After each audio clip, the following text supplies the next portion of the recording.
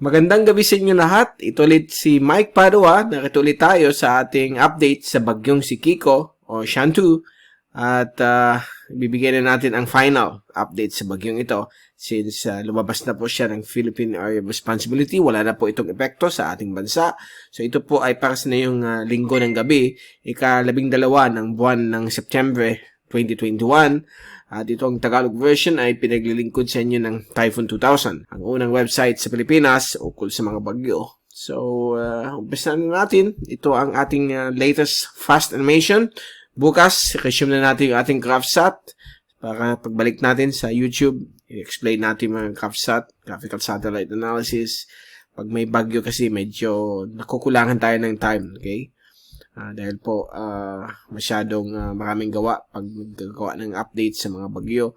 So ito na yung fast animation. So nakita po natin na mabilis na lumabas na po ng Philippine Area of Responsibility kaninang 1:00 ng hapon itong bagyong si Kiko at papalapit na po ito sa may coastal areas ng Eastern China, lalo na sa may Zhejiang province at darating po yan sa may Shanghai area within the next 48 hours. So, yung kanyang hangin na may maintain po sa 205 kph, humina na po ito from Super Typhoon, naging malakas na Category 4 po siya kagabi. At ngayon po, 205 kph na lang siya, o 110 knots, ang kanyang sustained winds.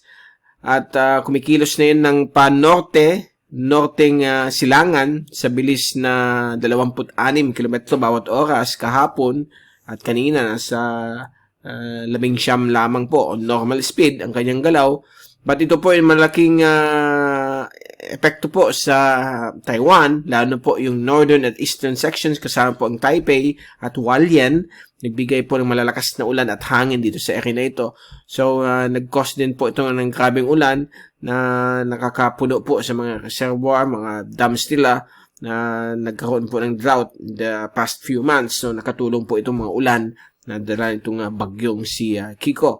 So, hinihila pa rin niya ang habagat, although sa nakalipas na 3 oras, nagsisimula na po siya mag-wane down yung habagat.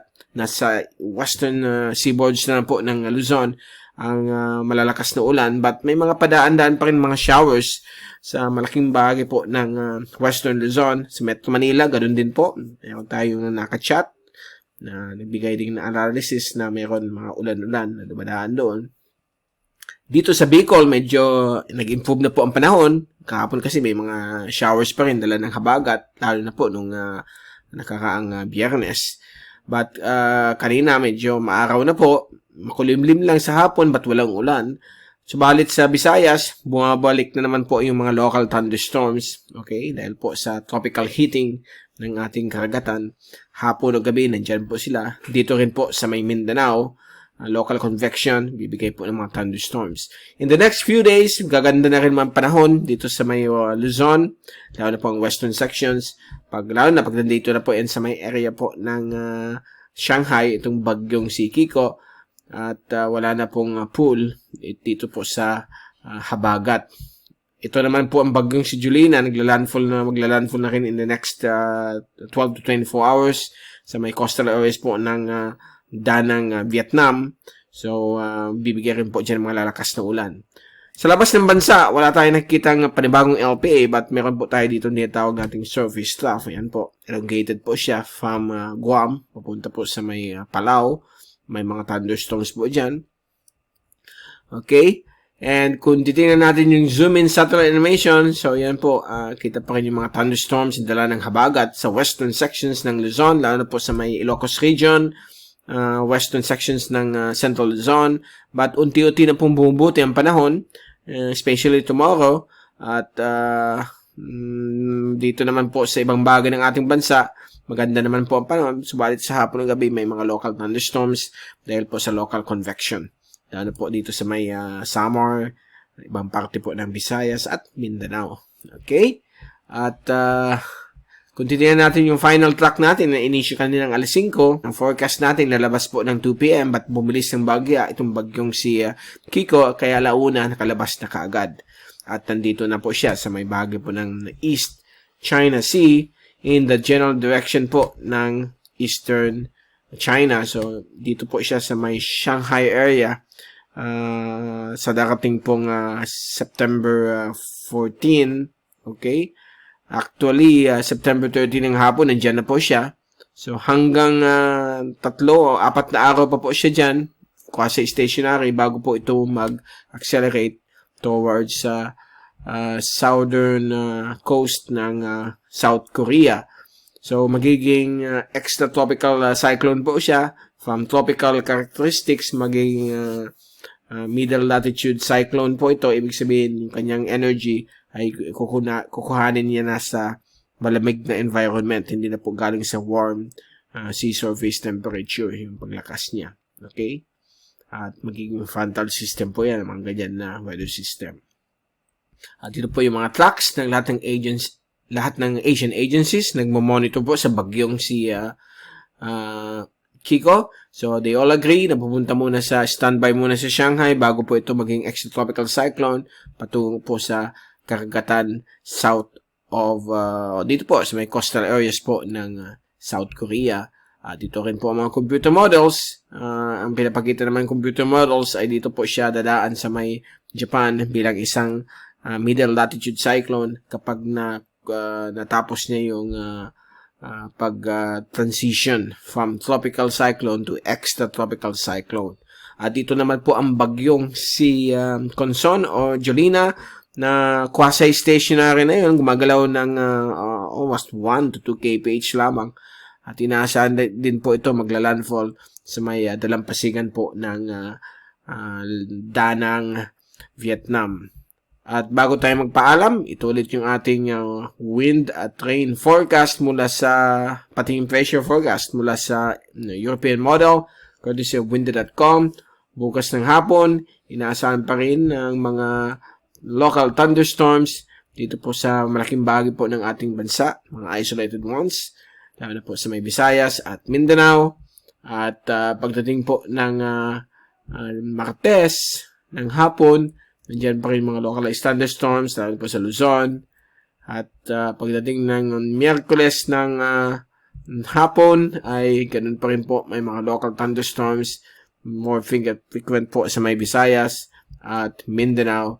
At ito po yung surface trough na nakikita natin dun sa satellite animation na posibleng maging shallow LPA sa darating na Miyerkules. At kung i-move natin hanggang September 16 hanggang 19, Thursday to Sunday, yan po yung shallow LPA, papalapit po sa Visayas at Southern Luzon. Pagdating po ng Friday, nasa east po siya ng Samar, mahinang LPA lamang po yan. Hindi naman po siya mag-intensify base sa forecast, but babantayin po natin yan kasi minsan, gaya nito si Julina, nagkaroon ng rapid intensification. So dito, sa forecast ng European model, baka mag-intensify po siya sa may west of the Philippines now, West Philippine Sea. So sa Saturday ng hapon, ay nasa west of Mindoro na po siya. Posibleng maging malakas na LPA na po siya. And pagdating ng linggo ng hapon, okay, nandito na po siya sa may Spratly Islands bilang isang moderate LPA. So, nandyan po siya sa Sunday, September 19. September 20 ay dito pa rin siya sa may West Philippine Sea, but may konting habagat sa may area po ng Palawan at Mindoro. At pagdating ng Martes, September 21, ayan na po, papalapit na po sa Eastern Vietnam itong si LPA, posibleng maging active LPA or even a tropical depression. And the southwest monsoon o yung habagat ay mananatili pong maapektuhan po ang Palawan. So, itong monsoon na ito ay depende po kung may LPA o bagyo. Kung wala, absent po siya. Okay? Kasi ang primary flow ng habagat ay doon po sa Indian Ocean, Bangladesh, India, Pakistan, Sri Lanka, at western sections po ng Thailand. Doon po lagi ang habagat. Nagkakaroon lang po ng habagat sa atin kapag may mga bagyo na dumadaan at kung hindi monsoon wake ito, aktibo po ang habagat sa ating bansa. Gaya nung bagyong Kiko na activate na naman yung habagat. But since paalis na siya, magbabalik na naman sa normal ang ating panahon. Okay? So, yan po ang ating panahon, ang latest one. Tingnan natin yung rainfall accumulation for the next 3 days. So, yan po. Isolated thunderstorms sa buong bahagi po ng ating bansa. Ito po yung violet dito, purple, dito sa may East China Sea. Yan po ang movement ng ulan dala ng bagyong si Kiko. So, that ends our coverage ng bagyong umpisa tayo kay Julina, then Kiko, then nagtatapos na rin sa yung araw na ito. Okay? At babalik ulit tayo hindi bukas, kundi sa Wednesday. Magpapahinga muna tayo bukas ng Lunes dahil araw-araw tayo nagbibigay ng weather updates sa YouTube at Facebook. Papahinga muna tayo bukas. And sa Wednesday, balik tayo sa ating usual tropical weather analysis at magbibigay tayo ng updates sa La Nina kung ano na ba ang status ngayong darating winter time. O sa October, November, December hanggang February, diyan natin malalaman kung ano yung status ng La Nina. Okay? So, hanggang sa Miyerkules, ito ulit si Mike Pado nagpapaalam. Mag-iingat po tayong lahat. Be #weatherwiser.